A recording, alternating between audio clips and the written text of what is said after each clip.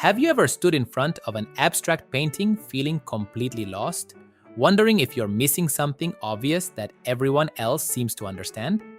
That moment when you think my 5-year-old could paint this while secretly worrying there's some deep meaning you're failing to grasp. I'm Oleg G from Art Explained Simply and Quickly, and today I'm giving you the tools to confidently read abstract art. No art degree required. By the end of this video, you'll never feel intimidated by a Jackson Pollock or confused by a Kandinsky again. Here's the secret art galleries don't tell you. There's no single, correct way to interpret abstract art. The anxiety you feel comes from thinking there's a hidden code you need to crack, but abstract art is actually designed to speak directly to your senses and emotions, bypassing your analytical brain entirely. Let me show you how to unlock this visual language. First, let's destroy the biggest myth about abstract art, that it's random or meaningless. Every mark, every color choice, every compositional decision is intentional. Abstract artists aren't throwing paint around, hoping something sticks. They're using visual elements, line, color, shape, texture, as their vocabulary to communicate ideas and emotions that words can't capture. Let's start with the fundamentals. When you approach any abstract work, begin with 3 simple questions. What do I see? What do I feel? What does this remind me of? Don't overthink these responses. Your first instincts are often the most valuable. Your brain is incredibly sophisticated at reading visual information, even when you're not consciously aware of it. Take color, for instance. You already know how to read color emotionally. Red can feel aggressive, passionate, or warm. Blue might seem calm, cold, or melancholy. Yellow often appears energetic or optimistic. Abstract artists use these color associations deliberately. When Mark Rothko paints those massive red canvases, he's not just decorating. He's creating an emotional environment, surrounding you with the psychological weight of that color. But here's where it gets interesting. Context changes everything. A red that feels violent when paired with black might feel joyful when surrounded by yellow. Abstract artists are master psychologists, understanding how colors interact to create complex emotional experiences. When you look at an abstract painting, notice not just individual colors, but how they make each other feel. If you're finding this video helpful so far, I'd really appreciate a like. It helps YouTube show my content to more art lovers like you. I put a lot of time and care into these tutorials, and your support makes a big difference. Thanks so much. Shape and form carry meaning too. Sharp, angular forms often feel aggressive or dynamic, while curved, organic shapes seem gentle or flowing. Think about how you naturally describe personalities. Someone might have sharp edges or a soft demeanor. Abstract artists use these same associations. Kandinsky believed triangles were aggressive, circles were peaceful, and squares were stable. You don't need to know his theory to feel these differences. Line quality reveals the artist's energy and intention. Rough, scratchy lines suggest tension or urgency. Smooth, flowing lines feel calm or controlled. Think about handwriting. You can sense someone's mood from how they write. Abstract artists use line the same way, leaving traces of their physical and emotional state in every mark. Let's talk about composition, how elements are arranged within the frame. A composition that feels balanced and symmetrical often creates calm, while asymmetrical arrangements can feel dynamic or unsettling. Notice where your eye goes first, how it moves around the painting, where it wants to rest. Artists control this visual journey deliberately. Scale and proportion matter enormously. Standing in front of a massive Barnett Newman painting creates a completely different experience than viewing a small Paul Klee. Large works can feel overwhelming or enveloping, while intimate pieces invite closer, more personal engagement. Artists choose their scale to create specific psychological effects. Texture adds another layer of meaning. Thick, impasto paint that you can see and almost feel suggests different emotions than smooth, flat surfaces.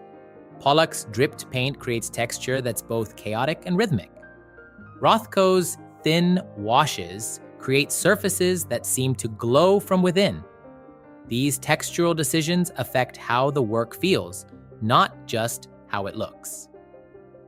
Now let's practice with specific approaches. Try the weather method. If this painting were weather, what would it be? A gentle spring rain? A violent thunderstorm? A crisp winter morning? This metaphorical thinking helps you access the painting's emotional content without getting caught up in trying to find hidden meanings. Use the music method too. If this painting were music, what would it sound like? Jazz improvisation, classical symphony, heavy metal, electronic ambient? Abstract art and music are closely related. Both use non-representational elements to create emotional experiences over time. The movement method is particularly powerful. How would your body move if it were responding to this painting? Would you dance slowly and gracefully? March aggressively? Sway gently? Abstract art often captures movement and rhythm, and your physical response can reveal meanings your conscious mind might miss. Let's address the elephant in the room. What about completely non-objective art that doesn't seem to reference anything in the real world? This is where many people panic, but it's actually where abstract art becomes most powerful. These works operate like music. They create experiences through pure visual relationships without needing to represent anything external. When viewing purely abstract work, focus on relationships. How do the colors relate to each other? Do the shapes seem to be in conversation or conflict? Does the composition feel like it's moving or static? These relationships create meaning just as surely as recognizable subjects do. Historical context can enrich your understanding without being essential.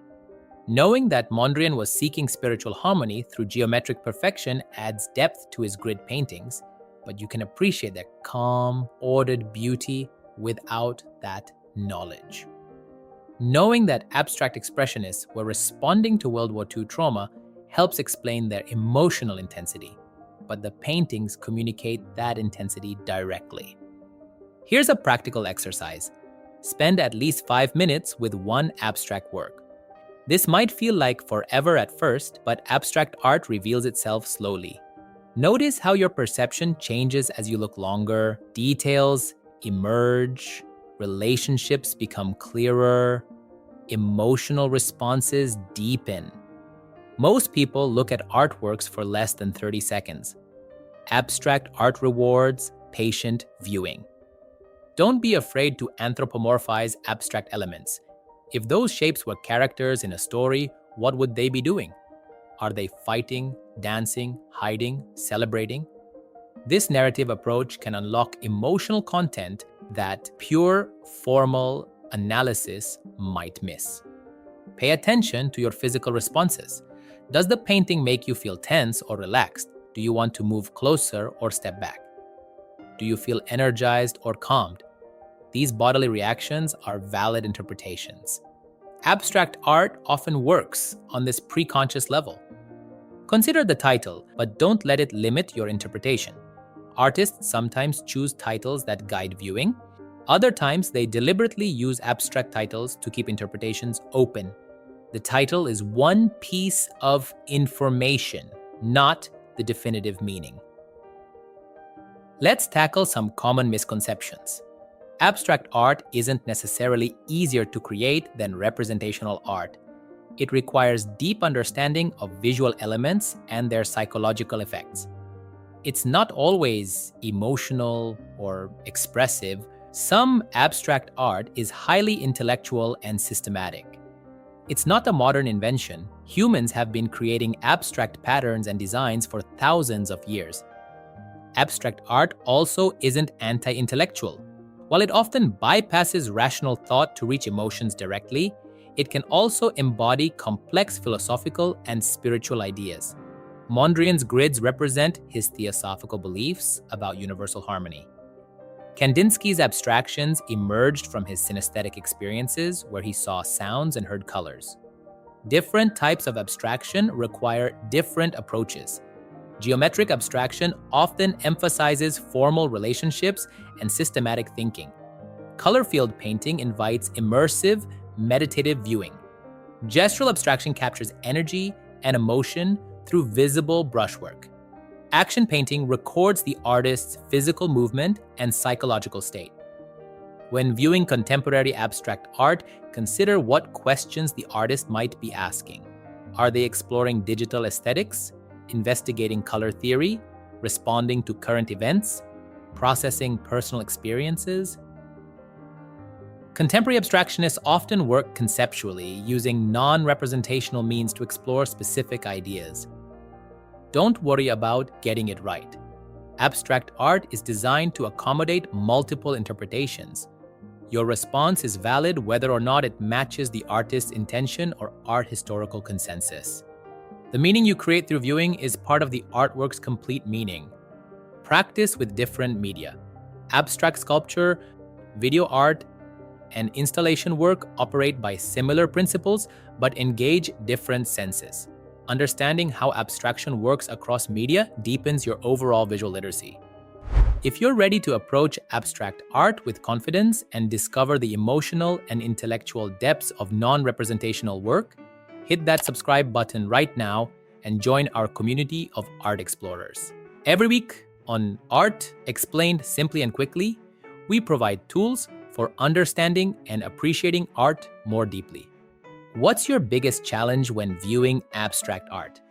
Do you find certain types more accessible than others? Share your experiences in the comments below.